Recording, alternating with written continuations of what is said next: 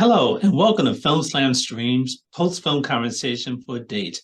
My name is Eric Siler, and I'm an instructor of film, media arts, and communications, as well as moderator for this conversation. We're very pleased to be joined by the director of Date, Victor Shao. Victor is joining us from Taiwan today. Hello, Victor, and welcome. Hi, Eric. It's great to have you here. And Victor, I understand you speak a little Mandarin, so we may have some Mandarin studying students watching. Can you give them a special greeting in Mandarin? No problem. That's my mother tongue. 你好，这个Cleveland 的学生们，你们好啊！谢谢你们看这部影片。And how? Very good. Thank you very Good, much good. for that greeting and that. Date is an interesting movie. It's one of those films that you just have to tell someone about after you watch it because of the little twist. Tell us a little bit about how you came up with this film. Is this something that really happened to you? Well, I will say that there's no such thing like fictional story, because if it touches you somehow, it's always based on some kind of sincere or authentic human emotion or your own experience, or at least the experience from the writer. So, and yes, this is based on a true experience, except that it wasn't a restaurant or it wasn't related to marriage. All right, I'm only 15 years old, so okay. So yeah, that wasn't related to the marriage. There's no this little prop involved, just in case anyone hasn't seen that yet.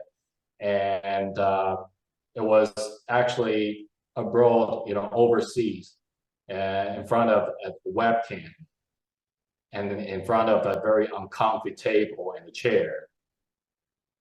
And that was, yes, but still that was between me and the other person. But I can assure you what I felt in these circumstances as it's described. It was exactly how you feel in that film. The scenario, the emotion is the same. Interesting. So, why did you choose to move have this take place in a restaurant as opposed to somewhere else?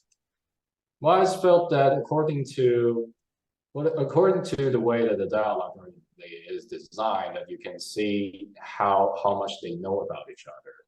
So we can see as much about their past or their possible potential history by not telling you too much directly, by to see what they order for each other and to see how they interact with either the name of the food or their reaction to the orders or the reaction to the late orders, things like that. And also part of it is my personal preference. There's always restaurant scenes in the stories I write, and this seems to be the one that has to take place entirely in restaurant, because that the dialogue is indirectly told so perfectly if it's in the restaurant. When did you come up with the twist at the end? Did you come up with the twist before you actually wrote this, or is this something that came about as you were filming? That twist, that I came up with that twist before this entire writing process first, because I felt that it's an inverted process of what we usually consider romantic. And I felt that the important message I'm trying to tell is, we don't necessarily need to take a scornful turn or make it negatively dramatic when we encounter things like this. And we can choose. It is our choice. It's up to us to end this either in a positive way or a negative way. You can choose to hate each other or be thankful, be grateful, right? There's always something that you provided to each other after this long period of relationship. And there must be something that make you who you are, or you somehow grow in this process. So, which means under this correct attitude, I would say the right attitude, at least the right mode, even such circumstances can be romantic. That is how this twist is going on with, because it's an inverted process, but also is still romantic. It retained the romantic vibe. And are you pleased with the way this film turned out, in which you had to be very deliberate in directing and timing of this film, of the scenes? So the twist can be revealed at the right time. So are you pleased with how everything turned out? I was very pleased because, well, people always say that when you have the right actors, the job as a director is already halfway finished, and I can't agree more. We had more than, I believe, close to 100 candidates that apply to the audition of the film. Eventually, we tried 20 of them, but these two actors, when they came in, they are the ones I given the least direction to. I basically gave them another version of the script because apparently we didn't want to reveal anything before we made the decision of who's going to do this. We gave them the alternate version of the script, just a little bit of it, and I firstly asked them if they can try to improvise something, according to their own understanding to the vibe of the script. And it's already 90% there, and actually for a few dialogues, they were already 100%, even 150%. So with all those subtleties in their expressions, especially with this wordless silence moments, they have that so accurately. So I have this much material to edit in between. That's why it's delivered so accurately, because they gave me a lot of soundless material, but that is accurate on their expressions and their either facial or their body expressions, and everything. It is so accurate. I have so much edit. Yeah, casting is so important, especially in a piece like this. And I think your actors did a very fine job. How long did it take for you to film this? You mean the shooting hours? The shooting hours, yes. Would you like to take a guess? I would love to say that it took maybe 2 nights, 2 long nights, 3 nights. That was I estimated the same way as you did. And eventually we shot that film within one day. That was a 1 day shoot. Okay, good. I had a really good team there. I got lucky to have them too. Good, good. I liked how you kept it very simplistic, and and keeping the focus on the actors, and you add in the waiter in there as well too, and how it was just dialogue driven, and at the end you chose to add some music to it as well to make it more sentimental as well. Tell us a little bit more about some of the production elements that you put into it to help tell the story more. The production elements. Well, since you mentioned music, I would like to discuss that part, especially because in the beginning of the writing process, it was already planned. I said I don't want any dialogue in the climax, because I personally write less dialogue as possible, and I felt that in that moment they don't need to say anything to each other. They should understand that already, because they've been with each other apparently for quite a long time, and we don't exactly know what happens in the backstory, but we don't need to know that much. We need to know the exact emotion, and people would bring themselves and bring their own history into the story. So, and and me and my composer, we have been friends for more than a decade, and he knows exactly what I was thinking, and we know each other pretty well. And before this, we had conversation very often, maybe just once in a while, and we always know what we're about to say. We don't need to tell too much clues about what we want to say to each other. So he gets what I'm trying to do there. And I say, okay, so here are the misdirections I want to do. And here are the things I try not to tell. And these are to be revealed maybe in this section. But these cannot be done without them. I only want them to be images, and expressed without words. And as you can see, he is a kick-ass composer.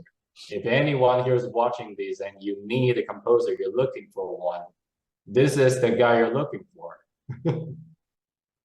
Yeah, that absolutely was well done, and music, should add to it and not take away. And this, you did a really good job of blending it in nicely. And he did a really good job. Yeah, the whole concept of this, giving back, something that was meant to be like a promise for a future relationship. Not all people follow that. Some people would say, "Oh, I would have kept that." I don't need to give it back.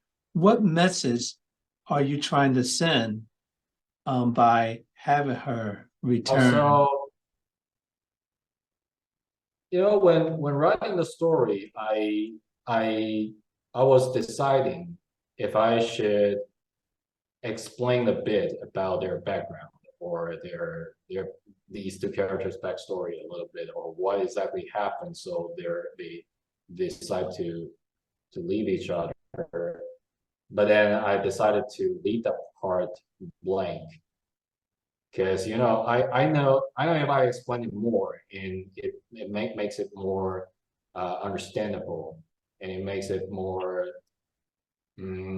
I would say probably 100% or 99% of the audience is gonna get it. Okay, this is what happens, and logically they understand. But the more logic we try to add into the film, it interrupts. It tends to, not always, but interrupt the emotional flow. It became less intuitive, and then eventually I made the choice as, okay, if 85 to 90% of the audience gets what happens here, or emotionally gets what happens here, but the emotion value is high, I want this one instead. Has anyone ever come up and told you, "I've done the same thing," or have you inspired anyone to break up like that? Has anyone told you that they've done it? Well, if they have the same attitude I'm trying to do there in the film, I encourage that, actually. And you asked what I'm trying to say there. I said, in a relationship, there's always something you'll be thankful about. Because after every relationship, you learn something for sure, and you somehow grow up.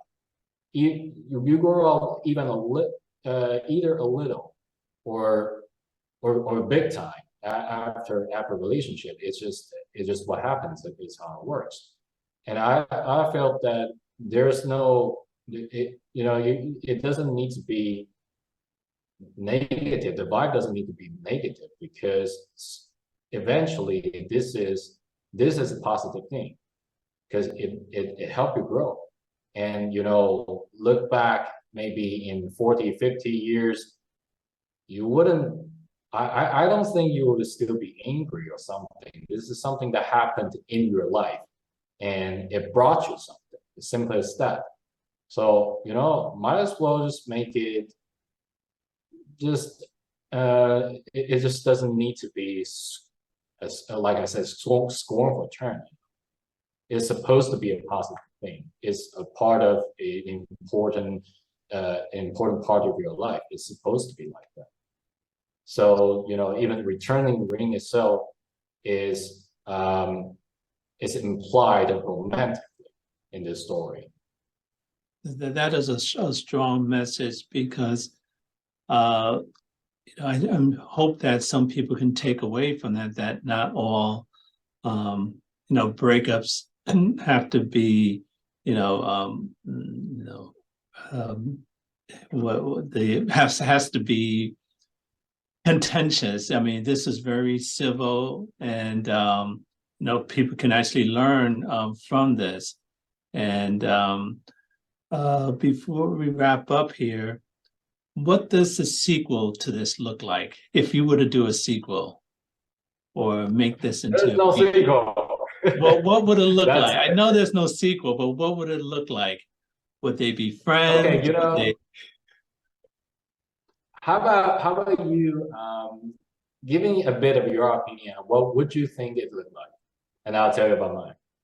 Okay, well, I think their paths will cross again, in which they have both moved on with different partners, and they can still be civil and cordial towards one another, because the way they ended things, they just realized their relationship has run its course, and they have both moved on and have grown from their I relationship like with each that. other. I like that. That makes the emotional value of this film totally worse for you. That's why this scenario happens in your mind right now. And what I will say is, yes, they may come across each other and right in front of the restaurant.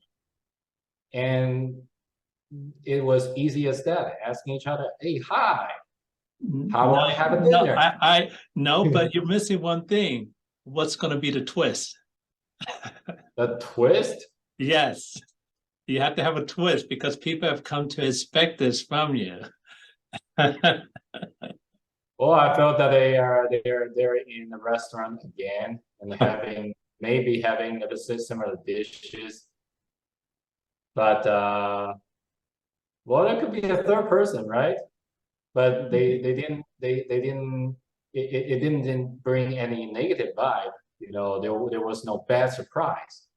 It's more like they expected, oh, okay, this is what happens, and it's good that you have a good life right now, and someone good with you right Okay, now. I'll give you a twist, that they come across each other again, and he walks into a restaurant, and